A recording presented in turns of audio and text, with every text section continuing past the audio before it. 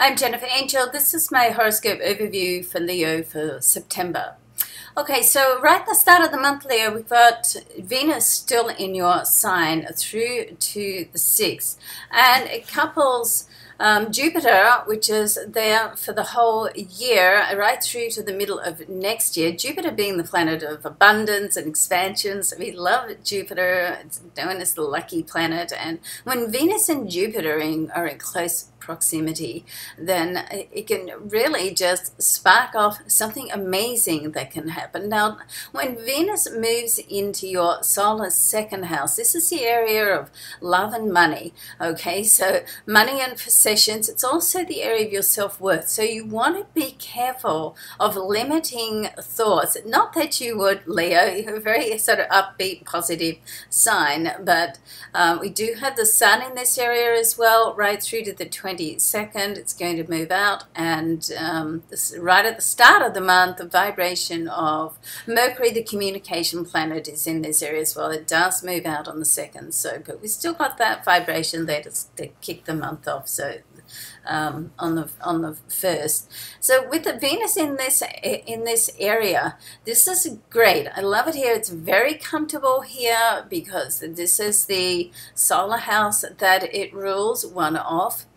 And it can just help to bring money to you. So, you know, you've got like a big attraction factor there of wealth and well-being, just monetary matters coming to you. But don't leave it all up to fate, okay? So it's up to you to really like recognize opportunities and then step up, put your hand up and say, hey, this is ideal for me. This is like a tailor-made sort of opportunity and prospect for me. So you want to be careful that you don't become too frivolous with your money with Venus in the 2nd house as well, because she's a temptress. So, you know, she can tempt you to go out and spend way too much, that, you know, more than you intended. So you want to be just mindful of that. Set yourself a budget and keep it in mind. Look at it regularly, okay? Now, when I say that it's about your self-worth as well, it's almost like, you know, particularly with Venus in this 2nd house, it's almost as if, you know, what you feel you're worthy of attracting in your life is what you get, okay? So you want to be careful, as I said earlier, about limiting thoughts and limiting people as well. You know, I mean, you're like ruled by the sun, Leo, so you're designed to fly high and achieve and, you know, follow your heart and do what it is that you love to do. And, you know, you're such a tenacious sign. You never give up. And with Venus in this area and starting off in your sign, then this is a great start to September. All right, so you want to just be proactive about bringing things in and making sure you have a positive attitude every single day. Okay, so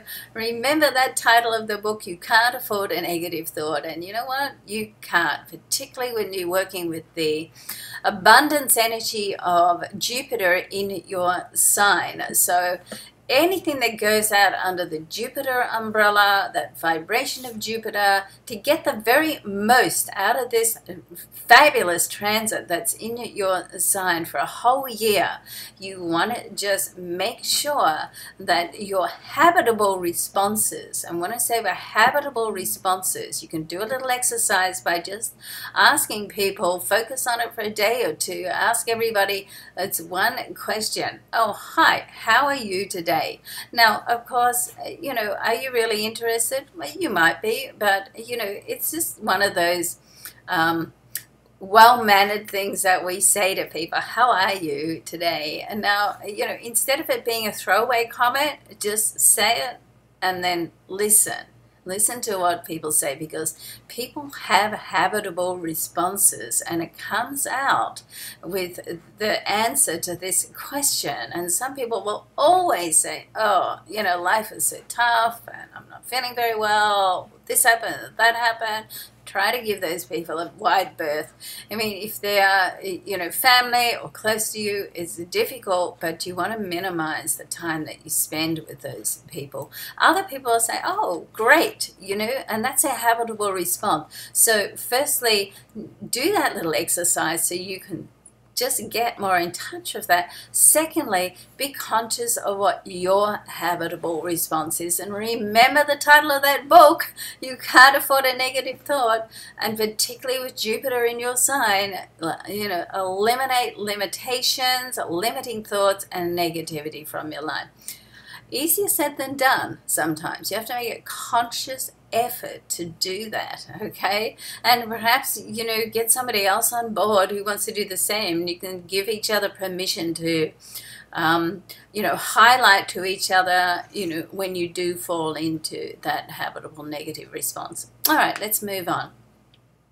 All right, so we've got like full moon on the 9th, a solar 9th house. If you're studying, thinking about some studying, this is a time where you can get a little bit of reality check. Also, travel comes in here as well, and you may have to make some alterations to what you're doing, okay, which is going to suit you better in the long run, okay? A lot of activity in your solar 3rd house, a new moon here, very good for creativity, very good to get up and start communicating. If you're out front of public, this is a great time to do that. Something new can start. It's later in the month of full moon, the new moon rather, 24th. But all month we've got Mercury here. Once again, Mercury is very comfortable in this location because it rules the 3rd house, one of the houses it rules. So great for communicating, great for getting your views across, or negotiating or selling something, okay? And so, among other things, okay? Now, also a lot of activity in your solar 4th house, also to do with your home and family. There's a permanency level here with Saturn sitting there. This also can highlight that things that are coming up from the past that you need to deal with as well. Try to do that rather than push them down, because if you push them down, they're just going to come up again at some other point. And if it's not the right time right now, you've got too much else going on to deal with deep emotions, fine. Just know that at some point they're going to come back up again, okay?